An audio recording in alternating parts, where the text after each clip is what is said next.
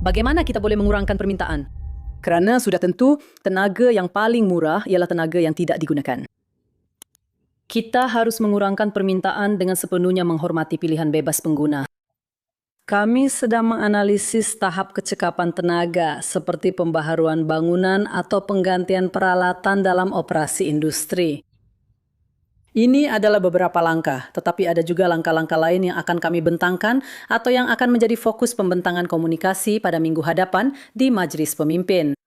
Hormuz kembali menjadi tumpuan krisis dunia dan Eropah memasuki fasa baru ini sebagai penonton yang terkejut, membantu membayar tetapi tidak mampu mengawal. Pada hari Selasa 14 April 2026, selat itu terus tercekik oleh perang, risiko ketenteraan dan sekatan selepas kegagalan rundingan di Islamabad. Amerika Syarikat telah memperincikan pada 13 April satu fasa baru tekanan ketenteraan yang berkaitan dengan pelabuhan-pelabuhan Iran dan pelayaran di kawasan Hormuz di Teluk Oman dan Oman Arab. Hasilnya adalah jelas, kapal-kapal berundur, kargo terhenti, harga minyak melonjak dan arteri tenaga utama dunia menjadi titik kesesakan untuk pasaran global. Apa yang berlaku secara praktikal ialah satu perubahan tahap yang ketara. Selepas berminggu-minggu konflik dan perbincangan tanpa kata sepakat, krisis ini tidak lagi sekadar isu diplomatik, tetapi telah menjadi ujian kekuatan yang hebat di laluan yang membawa sebahagian besar tenaga dunia. Dan pihak yang kelihatan paling lemah ketika ini ialah blok Eropah itu sendiri. Eropah mengecam sekatan terhadap pelayaran, bercakap tentang kebebasan laluan dan meminta koordinasi antarabangsa, tetapi sehingga kini belum mengemukakan sebarang tindak balas segera yang mampu membuka semula Selat Hormuz secara sendiri. Hanya ucapan sahaja yang ada. Pengaruh sebenar? Tidak.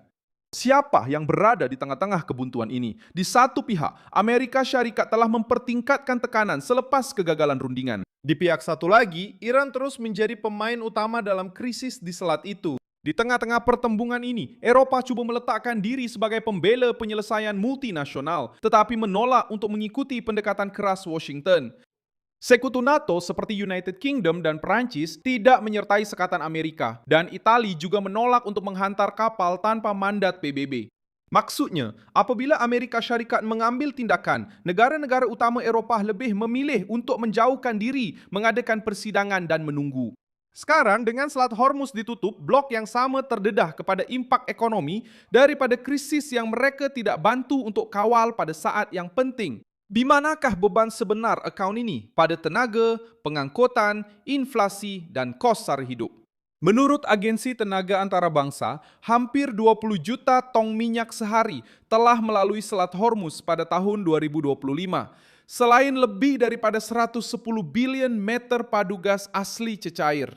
Dalam sektor gas, pendedahan adalah lebih sensitif lagi. Sedikit lebih daripada 10% gas asli cecair yang melalui Selat Hormuz telah dihantar ke Eropah dan kira-kira 7% daripada keseluruhan kemasukan bahan api itu ke Eropah bergantung kepada laluan ini. Dan fakta yang paling sukar ialah tiada laluan alternatif yang mampu menggantikan aliran ini dengan cepat.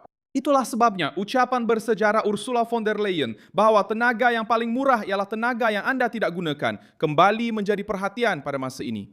Dengan Hormuz dalam keadaan terkejut, ia kedengaran kurang seperti rancangan yang kukuh dan lebih seperti gambaran Eropah yang masih bertindak balas terhadap kekurangan dengan meminta pengguna berjimat cermat. Sementara itu, syarikat penerbangan Eropah sudah menuntut tindakan kecemasan daripada Brussels, meminta pemantauan stok minyak tanah dan memberi amaran tentang risiko kehabisan dalam beberapa minggu sahaja. Suruhanjaya Eropah sendiri sedang menyediakan langkah-langkah baharu untuk harga tenaga selepas kenaikan sebanyak 22 bilion euro dalam bahan api fosil.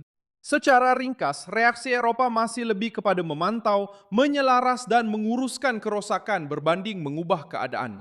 Bagaimana Eropah boleh sampai ke tahap ini dan kenapa? Kerana selama bertahun-tahun, Eropah bertaruh bahawa mereka boleh menghadapi krisis strategik dengan peraturan, sasaran hijau, pembelian bersama dan diplomasi.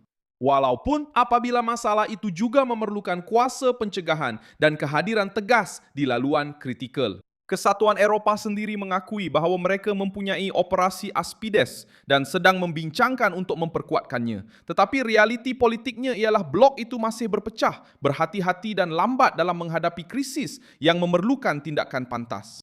Selat itu terletak di Timur Tengah, tetapi kesannya dirasai di ibu kota Eropa. Bahan api lebih mahal, kos penghantaran lebih tinggi, tekanan ke atas industri, penerbangan, dan keluarga.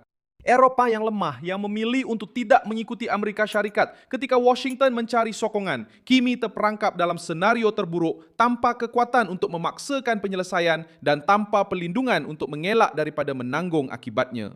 Dan kali ini akibatnya sangat berat.